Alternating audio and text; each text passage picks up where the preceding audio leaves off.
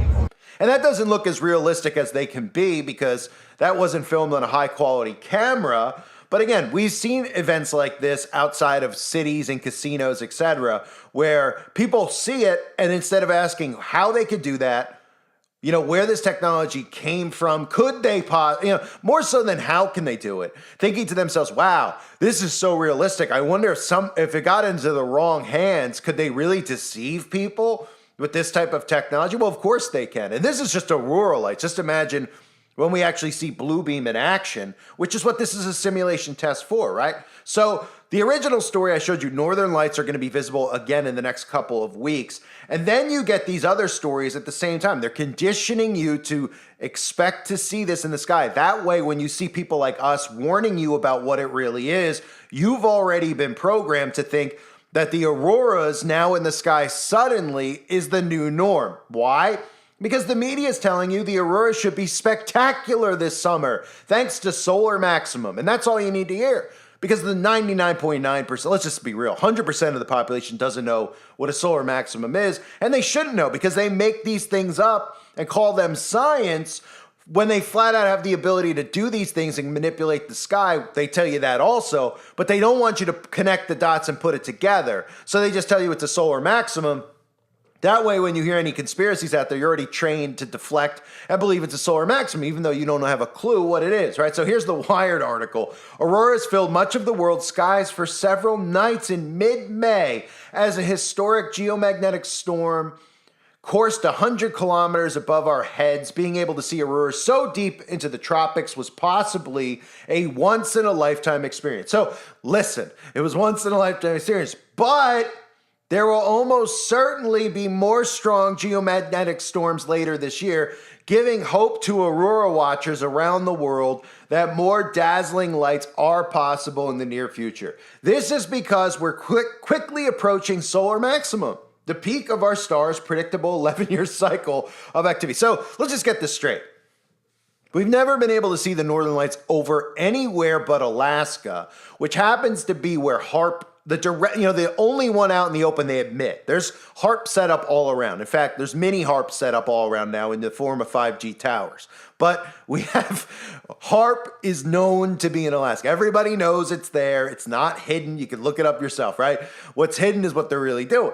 But they tell us that HARP is in Alaska, where the northern lights are, and they say that HARP has the ability to create artificial aurora lights, right? Okay.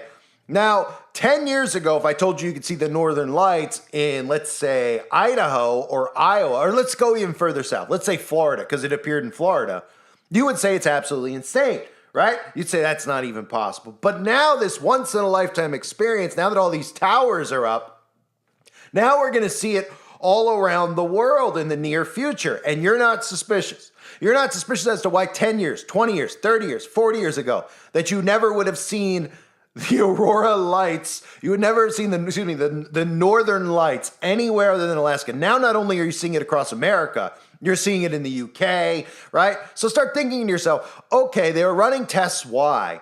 To create a simulation in the sky. Why were they doing it? Why? What were they trying to learn? Well, they tell you they were trying to learn about debris from the sky, all bull crap that these people eat up, right?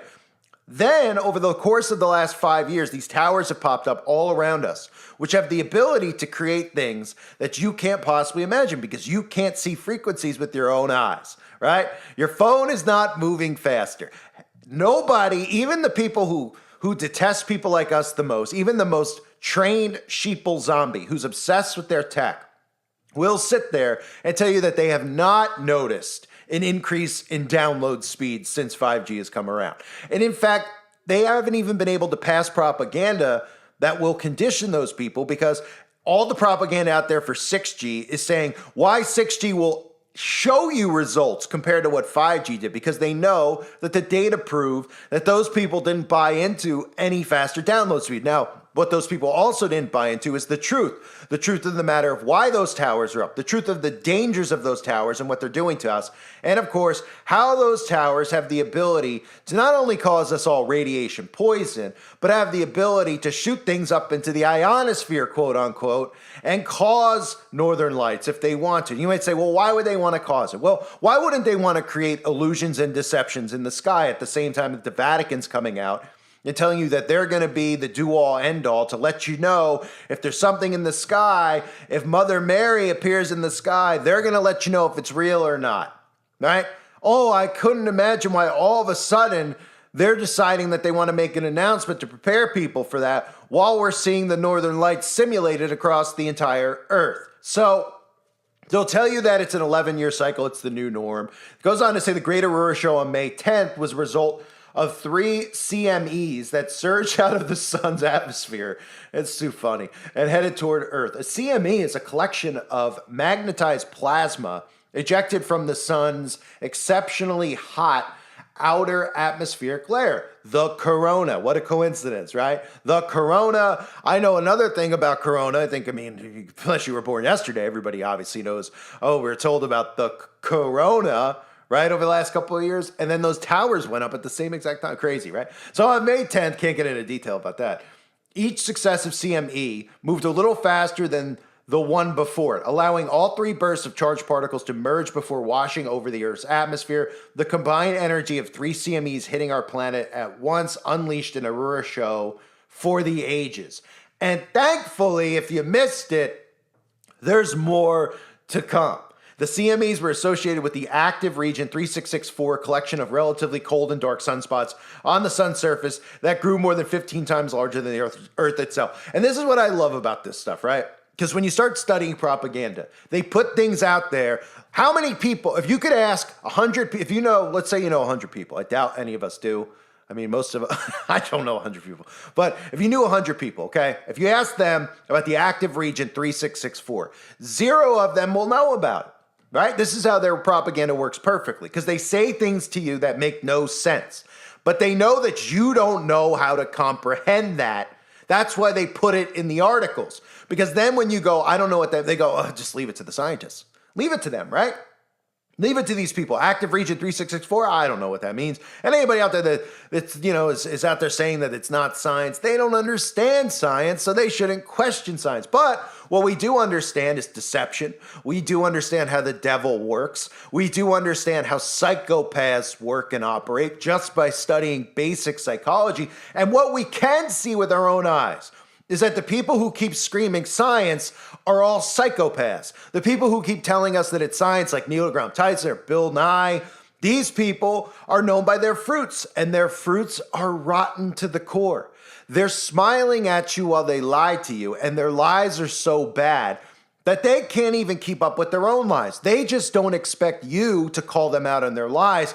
And if you do, they'll just silence you on the internet. But they know for a fact when they're on national TV, even if they get caught in a lie, the person asking them the questions who came out of the Tavistock Institute for Social Engineering will never follow up and say, wait, you said something different a week ago. Kind of like that whole thing that happened with the masks, right? The same guy we were taking as the authority figure told us that we in no way, shape, or form needed a mask, and then a week later changed his mind, and you never saw the media say, wait a minute, you just said we didn't need it. They just dropped the whole thing because what they do is they get caught in lies all the time. They just don't expect you to catch them in lies. So they'll use things like active region 3664, sunspot, CME, corona from the sky, all these things that you're not supposed to understand.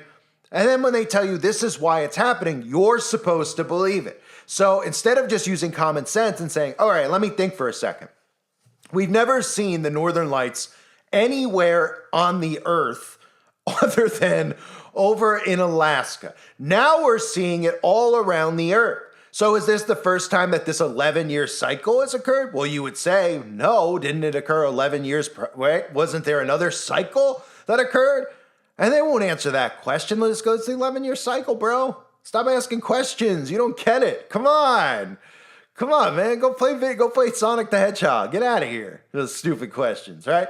And you'd say, well, even if that's true, I mean, I just saw articles out there that said this place called HARP was running artificial simulations so they could make these up in the sky last year. Actually, the end of last year and before that. And you go, oh, okay. So then the question just becomes, we're going to see more of these in the summer. Why are we going to see more, right? We're going to see more because they want to see on a large scale how far, how stretched, what spots, is it working everywhere? And they're documenting it. Because when they roll out Project Bluebeam, there cannot be a place on the earth that this is not visible in. And they're going to make sure through test runs, through constantly showing you the northern lights in the sky and telling you that it's just the sun having itself a good old time this summer, they're going to make sure that they're watching the data to see that if there's any spots that aren't functioning and make sure any tower is functioning so that they can make sure that when they do run this in real time and tell you that it's not the northern lights and the Vatican steps in and says this is an act of God in the sky, that they can deceive you. So that is why they're telling you now that suddenly in the first time in history, you could see the northern lights in the UK, you could see them wherever you want to see them, they'll be everywhere, and they talk to you like a child and tell you to be excited about it, not to be suspicious of it.